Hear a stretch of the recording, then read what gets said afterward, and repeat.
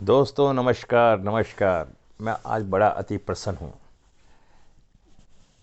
मैंने पिछली वीडियो 4-5-4-3-8 के बारे में आपको बताया। उसके अंदर मैंने पितृदोष के बारे में वर्णन करा। दोस्तों अब मैं पितृदोष के बारे में ही आपको थोड़ा विश्लेषण करता जा रहा हूँ धीरे धीरे, और आप लोग बड़े खुश हुए क्योंकि 2 दिन में ही 1000 व्यू मेरे उसमें आ गए और बहुत तेज़ी से मेरे चैनल ग्रोथ कर रहा है। तो इसके लिए मैं आपको कोट कोट नमन करता हूँ। आज मैं आपको 5 नंबर के बारे में बताना चाहता हूँ कि 5 नंबर से पितृदोष क्यों बनता है। दोस्तों मैंने आपको उस दिन बड़े बारीकी से एक्सप्लेन किया था, जितने ग्रह हैं वो हर ग्रह पितृदोष का कारक होता है। अब कुछ लोग राहु सूर्य को मान लेते हैं क्योंकि सूर्य पिता है। राहु जब पिता को दोष लग जाता है तो उसे पितृदोष माना जाता है, केतु से ही मान लिया जाता है। लेकिन हर ग्रह के अपने रिश्ते होते हैं और जब जब उन रिश्तों पे अत्याचार होता है तो पितृदोष की उत्पत्ति होती है। दोस्तों मैं बार बार फिर आपको बताना चाहता हूं अपनी वीडियो के अंदर, हर आदमी को दूर दूर तक, पंडित जी, कोई भी पंडित जी, कोई भी ज्योतिष एक मास्टर का रूप होते हैं। वो आपको किसी भी ज्ञान की प्राप्ति के लिए आपका मार्गदर्शन कर सकते हैं, लेकिन वो करते कुछ नहीं है। ज्ञान देना, जानकारी देना, इसे आप मास्टर भी कह सकते हैं, गुरु भी कह सकते हैं, और जो भी रिश्ता आपके दिमाग में आता है वो कर सकते हैं। जिस तरह से एक व्यक्ति के चेहरे पे कोई कालस लग जाती है, सामने वाला व्यक्ति बताता है आपके चेहरे पे कालस है, तो शीशे में देख के कालस हमें खुद साफ करनी पड़ती है, डॉक्टर या पंडित को नहीं। हम दोष पंडित को या डॉक्टर को देते हैं कि उन्होंने ऐसा बताया, उन्होंने ऐसा बताया था। व्यर्थ, बिल्कुल व्यर्थ। डॉक्टर सलाह देता है, डॉक्टर दवाई बताता है, दवाई स्टोर से लाई जाती है। व्यक्ति दवाई नहीं खाएगा, वो मरेगा या जिएगा। हमें अपनी कमियों को देखना चाहिए। कोविड हुआ, ये मास्क लगाना सरकार की जिम्मेदारी है, हमारी जिम्मेदारी है। जब तक हम अपने बारे में स्वयं नहीं जानेंगे, जब तक हम ज्योतिष के क्षेत्र में आगे नहीं बढ़ पाएंगे। ज्योतिष ओनली सलाह, जानकारी है, मार्गदर्शन है।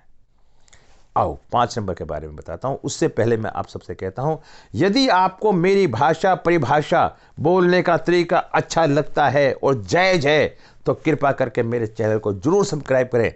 इतना मैं हक रखता हूं। अगर आप मेरा भला करेंगे, मैं आपका कुछ नहीं कर सकता, लेकिन परम रूपी शक्ति परमात्मा वो सबका भला करती है। आप इंसान का भला करते हैं, भगवान आपका भला करता है। हमेशा ध्यान रखना। 5 नंबर किसका है? बुध का। 5 नंबर बुध का है। ग्रिड के अंदर 5 नंबर मिस हो जाता है। किसी की भी ग्रिड के अंदर अगर यदि 5 नंबर मिस हो जाता है, इसका मतलब है उसे बुध से संबंधित दोष, पितृदोष लग जाता है। 5 नंबर किस किस चीज का कारक है? बहन का, बुआ का, बेटी का, नारी तत्व का कारक है 5 नंबर। वाणी का कारक है 5 नंबर। कम्युनिकेशन का कारक है 5 नंबर। एडमिनिस्ट्रेशन का कारक है 5 नंबर। मैनेजमेंट का कारक है 5 नंबर।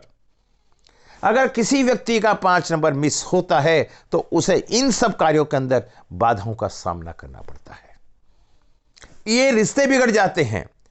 आज के युग में, कल युग के अंदर बेटियों को गर्भ में ही तबाह कर दिया जाता है, तो क्या वो व्यक्ति पितृदोष से वंचित रह जाएगा?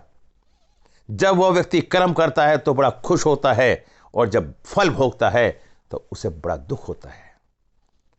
ऐसे व्यक्ति के कई कई पीढ़ियों तक संतान की उत्पत्ति नहीं होती। बुध को खराब करा। ऐसे व्यक्ति की संतान उत्पन्न हो जाती है तो तुतला के बोलती है, साफ बोल ही नहीं पाती। दोस्तों बुध 5 नंबर बहुत चीजों का कारक है। अगर आप इसका अध्ययन करेंगे सही ढंग से, तब आपको मालूम होगा 5 से क्या होता है। 5 नंबर नपुंसक ग्रह कहलाता है, राजकुमार भी कहलाता है। चंद्र का बेटा है, सूर्य का बेटा है, ब्रह्म कुंड है, ब्रह्म शक्ति है। अगर 5 नंबर यहां बैठता है तो सबको शक्ति देता है। उदाहरण के तौर पे यदि राजा का बेटा यहां बैठा है तो होम मिनिस्टर भी बेटे को सलाह देता है, क्या बोलते हैं, सेनापति भी सलाह देता है और फाइनेंस मिनिस्टर भी सलाह देता है। हर अधिकारी राजा के बेटे को सलाह देता है। इसके यहां बैठने से सब ग्रहों को बल मिलता है। 5 नंबर के बैठने से 6 नंबर को बल मिलता है, पारिवारिक शांति आती है और 5 नंबर के होने से माता के पक्ष में भी सहयोग मिलता है और 5 नंबर के होने से 9 नंबर को भी मदद मिलती है और 5 नंबर के होने से 3 नंबर को मदद मिलती है और 5 नंबर से 8 नंबर को मदद मिलती है, क्योंकि 5 नंबर एक ब्रह्म स्थान है। इन सब बातों को बारीकी से अध्ययन करो। ज्योतिष कोई जादूगरी नहीं है। अगर आपने इन सब का अध्ययन कर लिया तो आप हमेशा से हर व्यक्ति की डेट ऑफ बर्थ देखते ही जज कर जाएंगे कि 5 नंबर इसके पास है या नहीं, और नहीं है तो क्या क्या परेशानी है। आप अपने नाम की एनर्जी में भी देखो, यदि 5 नंबर नहीं आता आपके नाम की एनर्जी में और 8 नंबर आता है या 4 नंबर आता है तो आपका जीवन संघर्ष में होगा। आप अपने नंबर को 5 नंबर पर लाएं। यदि आपका 5 नंबर मिस है तो आप 5 नंबर से संबंधित उपाय करें जिससे आपका 5 नंबर ठीक हो।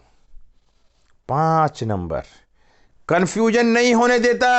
यदि 5 नंबर नहीं है किसी व्यक्ति के पास, उसका पेट खराब हो जाता है। मेल है तो तोंद बाहर निकल जाती है और अगर फीमेल है तो उसका मिसकैरेज हो जाता है। आप इतिहास उठा के देखना 5 नंबर का। दोस्तों, कहना बड़ा आसान है और करना बहुत भारी है।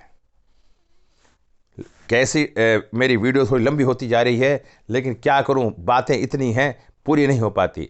यदि कोई व्यक्ति लोशो ग्रिड सीखना चाहता है, बेसिक और एडवांस, तो मेरे यहाँ ब्रज फ्यूचर पॉइंट के अंदर पढ़ाई जाती है।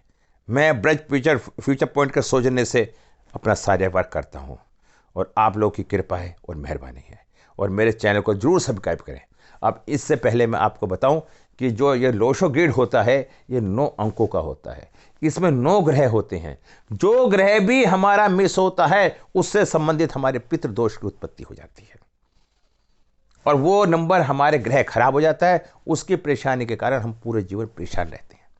अब मैं आपको बताना चाहता हूं कि इसमें हमें क्या उपाय करना चाहिए।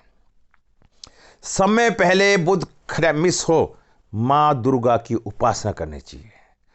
4 मुखी रुद्राक्ष ग्रहण करना चाहिए। बुध यंत्र की स्थापना करनी चाहिए। बहन, बुआ, मौसी का आशीर्वाद लेना चाहिए। किन्नरों का आशीर्वाद लेना चाहिए। इन रिश्तों को अच्छा बना के रखना चाहिए। ससुराल वालों से संबंध अच्छे रखने चाहिए, उससे राहु भी अच्छा हो जाता है। सुराख वाला तांबे का सिक्का गले में डालना चाहिए। शिक्षा, बाधा, वाणी दोष के लिए सरस्वती माता की पूजा करनी चाहिए।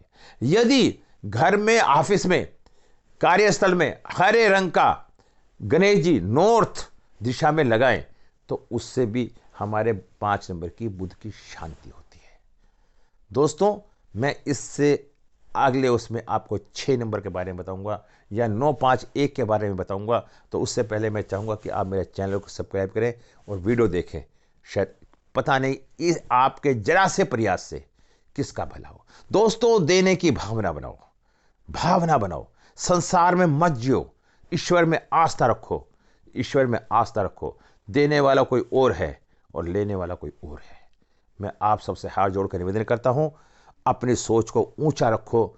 ऊंची सोच हमेशा व्यक्ति को ऊंचाइयों पर ले जाती है और छोटी सोच हमेशा व्यक्ति को गिराता हूं कि आपको बड़ी अच्छी लगे। नमस्कार।